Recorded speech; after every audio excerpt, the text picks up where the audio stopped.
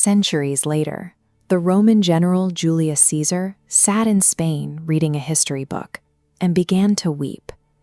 By age 32, he felt he had accomplished absolutely nothing compared to the boy king of Macedon.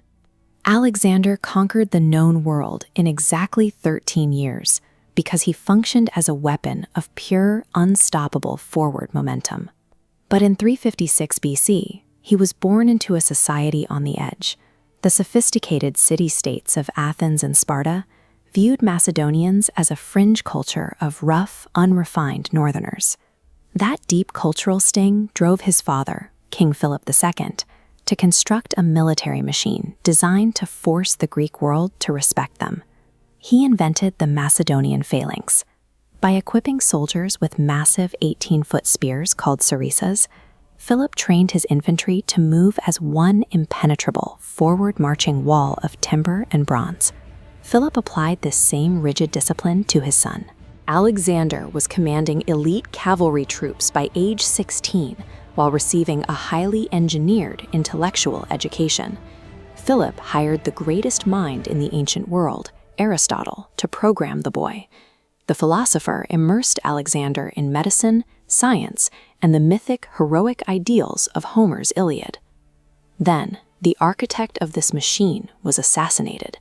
At just 20 years old, Alexander took the throne.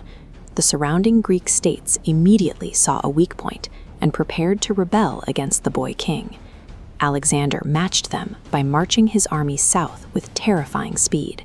He completely obliterated the city of Thebes, killing thousands in the streets and enslaving the survivors. The destruction of Thebes signaled a shift in Macedonian power. Alexander was now an activated weapon, utilizing maximum violence to silence any thought of dissent across Greece. This map visualizes the terrifying math. Macedon's 40,000-man force is swallowed by the 50 million-strong Persian Empire.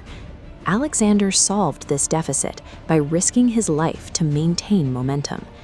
At Granicus, he personally led the cavalry charge directly into Persian defenses, forcing a breakthrough. At Issus, his tactical maneuvers shattered the enemy formation so violently that the Persian king Darius fled the battlefield in panic, abandoning his own wife and children in the dust. Instead of chasing Darius east, Alexander secured Egypt, founded Alexandria, and marched deep into the remote desert to visit the isolated oracle of Siwa. Whatever the priests told him in that temple, he emerged with a dangerous new conviction. He believed he was the literal son of a god. The political campaign had fully shifted into a divine crusade. The crusade reached its breaking point at Gaugamela. Facing 5-to-1 odds, the Greeks stared down an ocean of troops, scythed chariots, and armor-plated elephants. Using the exact shock tactics his father engineered, Alexander shattered the Persian lines one last time. Darius retreated again, eventually being murdered by his own desperate officers.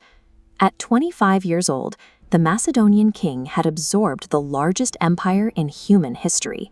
The original objective was complete. Persia had fallen. But because Alexander was designed strictly to conquer, he lacked the psychological capacity to stop moving.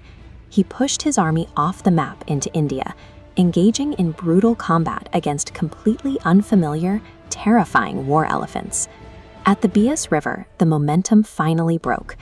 After marching 11,000 miles and surviving 8 years of continuous bloodshed, his exhausted soldiers refused to take another step. At the edge of the world, Alexander hit an invisible wall. The physical and psychological endurance of 40,000 men had finally reached its biological limit. In 323 BC, the campaign finally halted in the city of Babylon. There, at age 32, Alexander fell suddenly ill. Suspicions of poison and typhoid fever still linger, and died within days. When asked on his deathbed who should inherit his massive territory, he allegedly whispered, "The strongest." Without a named heir, his generals immediately tore the borders apart in a vicious power struggle. The political structure collapsed, but the cultural impact was permanent. By fusing Greek, Egyptian, and Eastern thought, his campaign created the Hellenistic Age, a golden era of science, mathematics, and philosophy.